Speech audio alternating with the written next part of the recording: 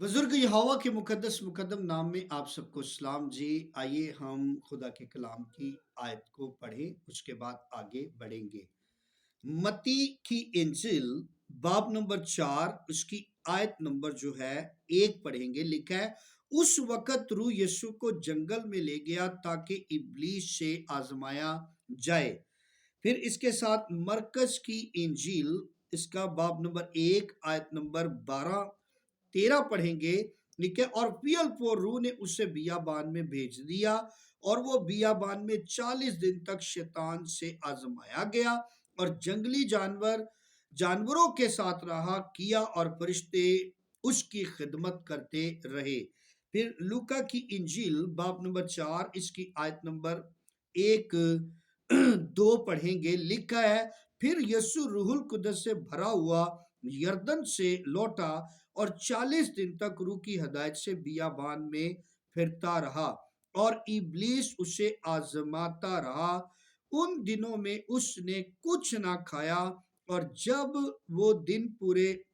हो गए तो उसे भूख लगी। खुदा आज के कलाम के वसीला आप सबको खुदा बरकत दे, आमीन। यहाँ पर अभी आपने खुदा के कलाम में सुना, ये मत्ती की इंजील, मरकज की इंजील, लूका की इंजील, इन तीनों अनाजील के अंदर जो है यूहन्ना की इंजील को निकालकर खुदावन यीशु मसीह के आजमाए जाने का हमें जिक्र मिलता है। जबकि यूहन्ना की इंजील जब पढ़े, उसका बाब नंबर 1 पढ़े, आयत नंबर 1 पढ़े तो लिखा है, इब्तदा में कलाम था। तो जो है यूहन्ना जो है आगाज ही इब्तदा से करता है। तो लेकिन यहाँ पर हम देखते हैं कि खुदावन यीशु मसीह को जो है आगाज ही में आजमाया जा रहा है। ये उस वक़्त का वाक़या ज़िक्र है जब खुदावन यीशु मसीह तकरीबन 30 बरस के हुए। खुदावन यीशु ने दरियाए यरदन पर जाकर यूहन्ना नबी से बपतिस्मा लिया और रूहुल कुद्दस से भरे हुए जब लौटे हैं तो उस वक़्त जो है रूह खुदावन यीशु को अपने ही इकलौते बेटे को जंगल में ले गया। इसलिए ले गया कि अब क्या करे, इब्लीस से आजमाया जाए। तो याद रहे कि आजमाइश खुदावन यीशु मसीह की सिर्फ ही नहीं हुई, बल्कि हम अगर पीछे भी देखें तो मैं सिर्फ एक हवाला रखना चाहूँगा। जब हम पढ़ते हैं खुदा के कलाम में पैदाइश की किताब इसका बाब नंबर 22 आयत नंबर 1 पढ़े तो लिखा, इन बातों के बाद यूं हुआ कि खुदा ने अब्राहम को आजमाया। इसका मतलब है कि जो भी इस दुनिया में आया है, ठीक है, भले वो कोई भी नबी अंबिया जितने भी आए, जितने भी उस वक़्त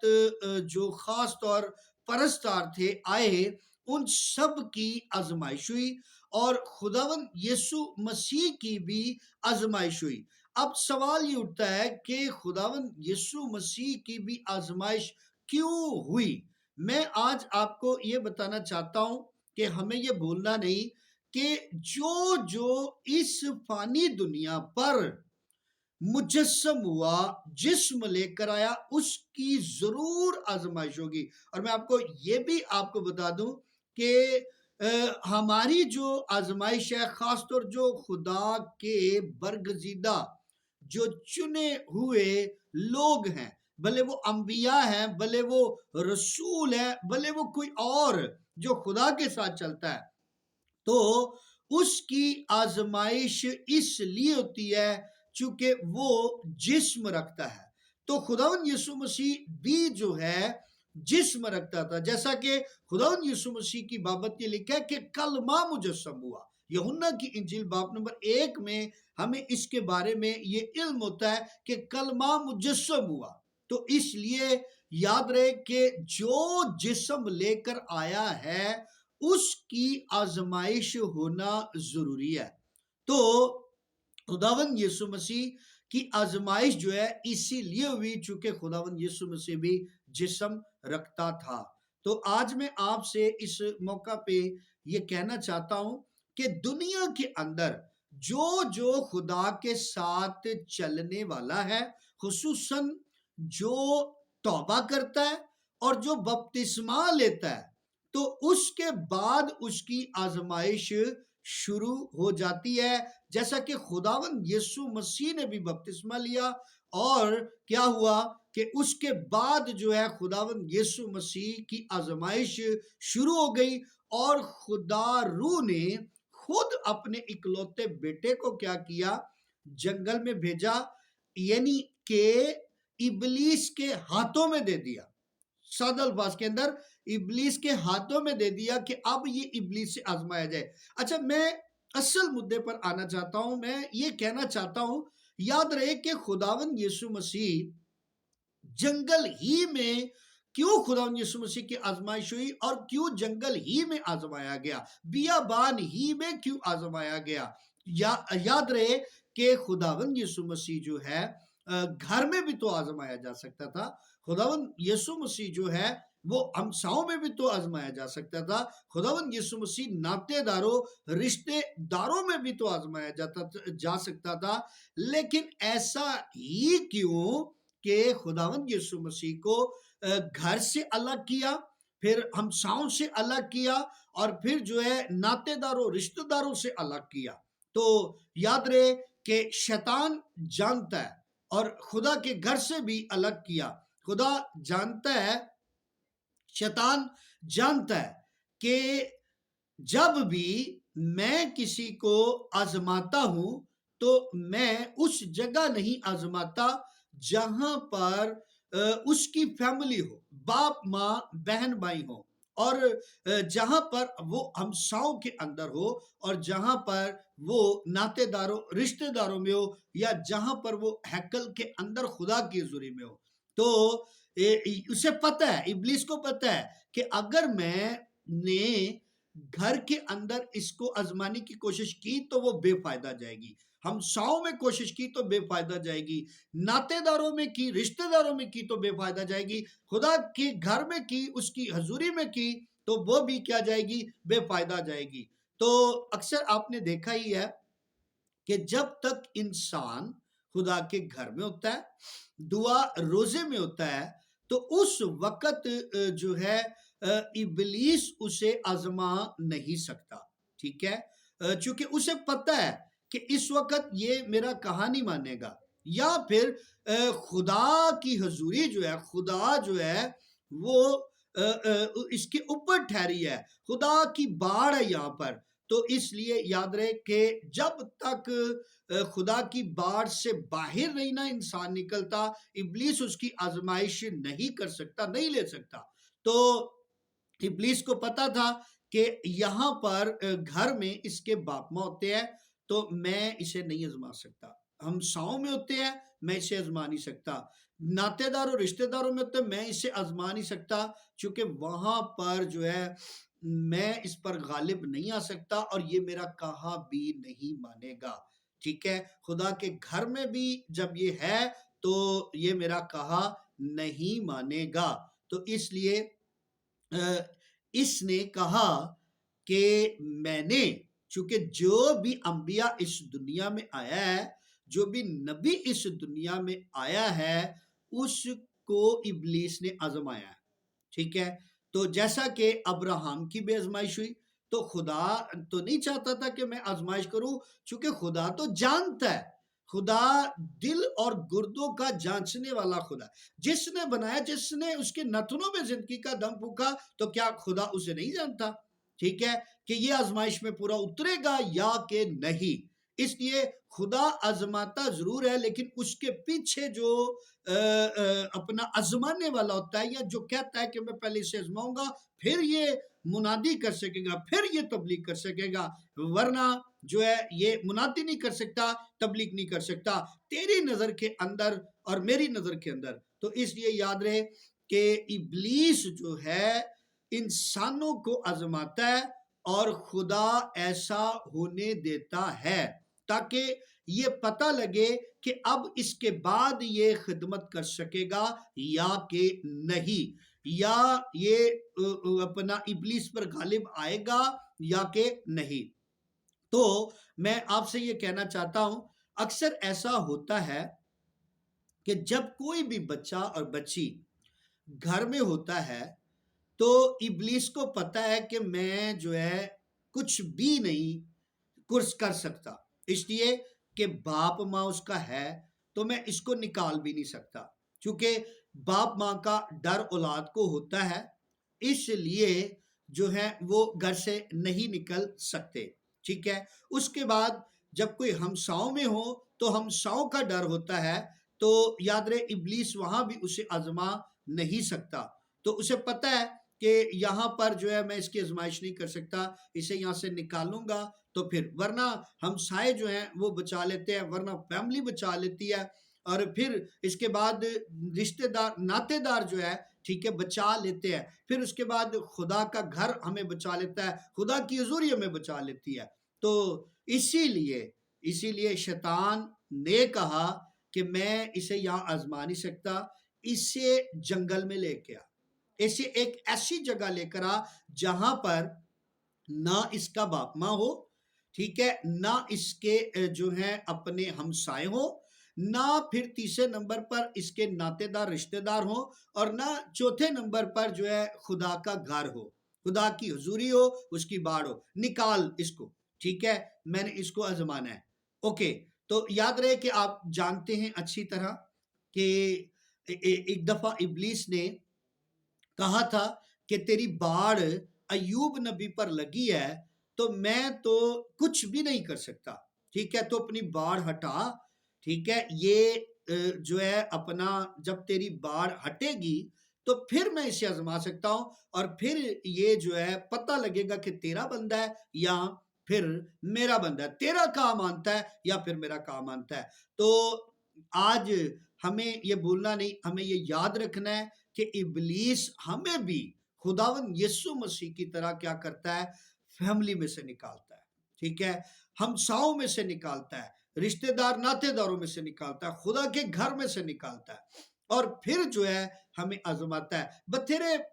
جو بچے ہیں وہ نہیں جانتے کہ جب وہ خدا کے ساتھ چلتے ہیں تو اس وقت ان کی آزمائش جو ہے شروع ہو جاتی ہے. اور جب بھی اگر کوئی بچہ بچی گھر سے نکلتا ہے تو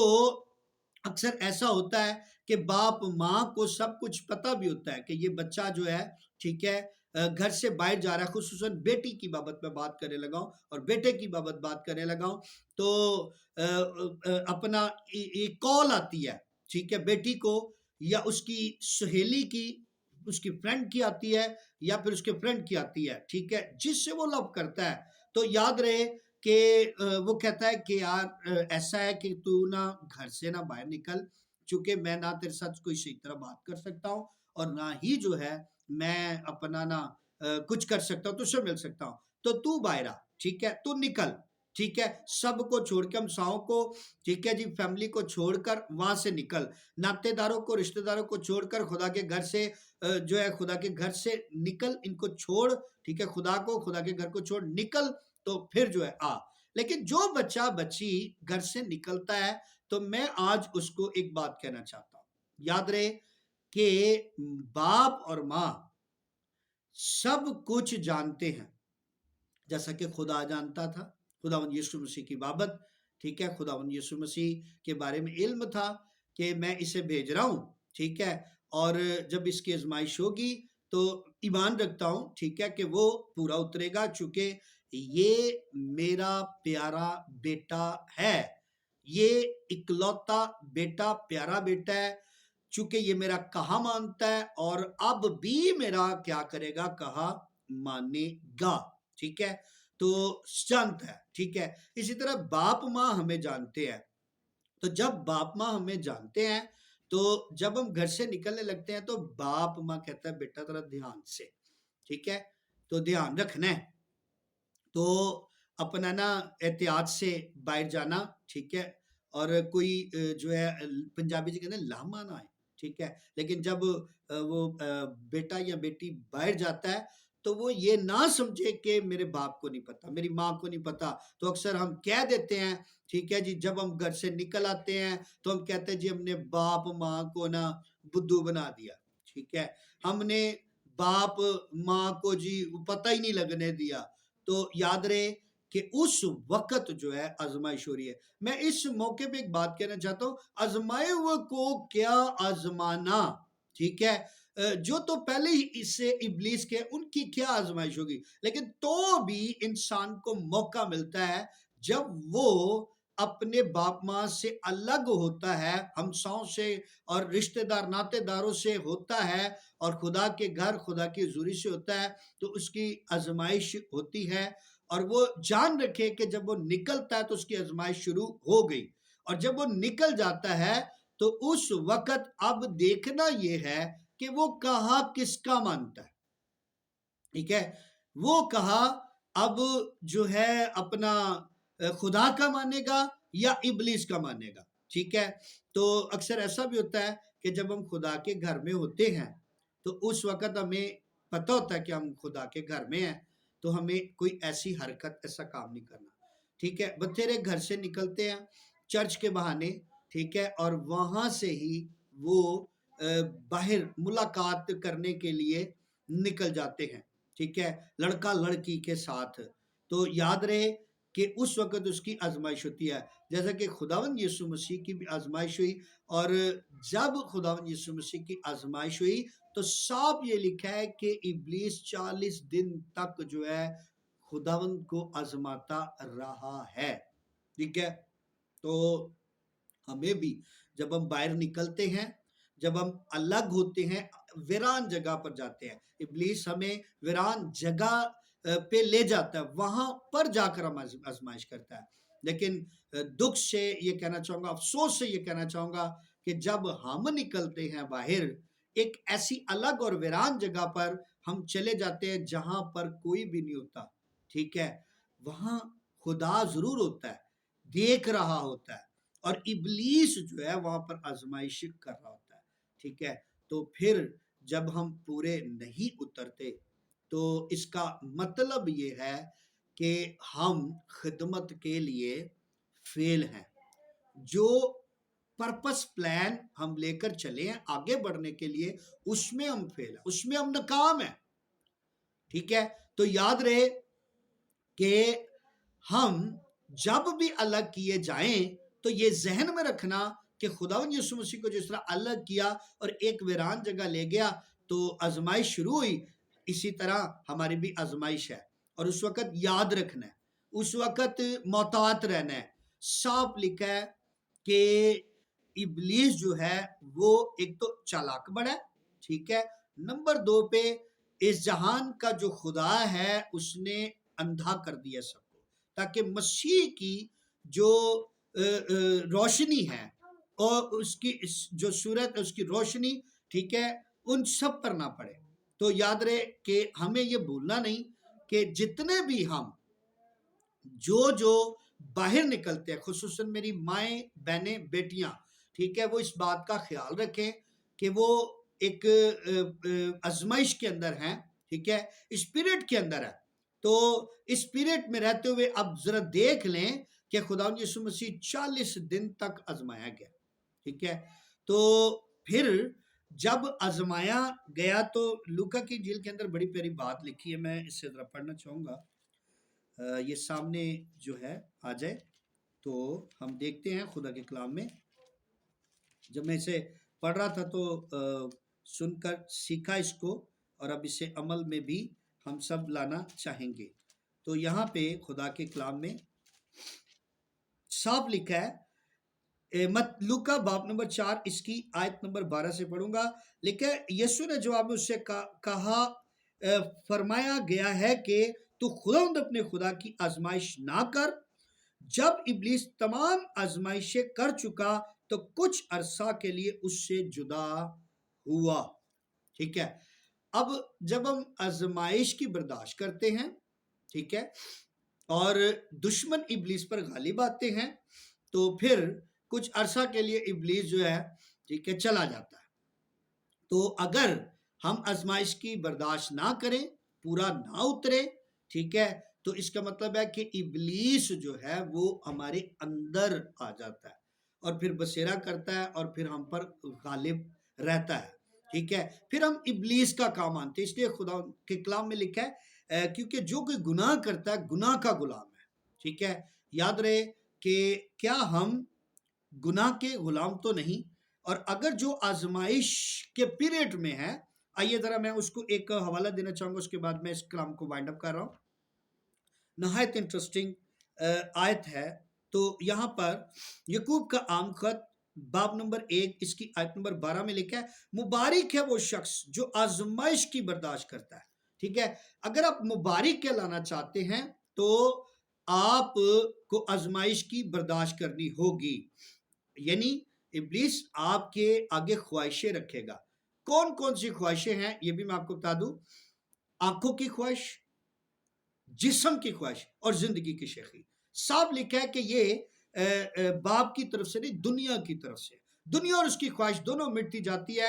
ٹھیک ہے، لکھا صاحب لکھا ہے کہ جو خدا کی جو خدا کی مرضی پر چلتا ہے ابد تک قائم رہے گا۔ آئیے جب آپ آزمائش کی برداشت کرتے ہیں تو لکھا ہے کیونکہ جب وہ مقبول ٹھہرا تو زندگی کا تاج حاصل کرے گا جس کا خدا نے اپنے محبت کرنے والوں سے وعدہ کیا ہے۔ تو صاف یہاں پر خدا کے کلام میں ہمیں یہ ذکر مل رہا ہے کہ جب مقبول ٹھہرے گا، آزمائش کی برداشت کرے گا، مقبول ٹھہرا تو زندگی کا تاج اس سے ملے گا، ٹھیک ہے، تو وہ اٹرنل لائف، ہمیشہ کی زندگی، عبدالآباد زندگی بسر کرے گا۔ یاد رہے یہاں پر بھی، ٹھیک ہے، وہ ابلیس پر غالب رہے گا اور آسمان پر جو ہے وہ خدا کے ساتھ ہوگا، اور جہاں خدا ہوگا وہیں وہ ہوگا۔ God bless you G.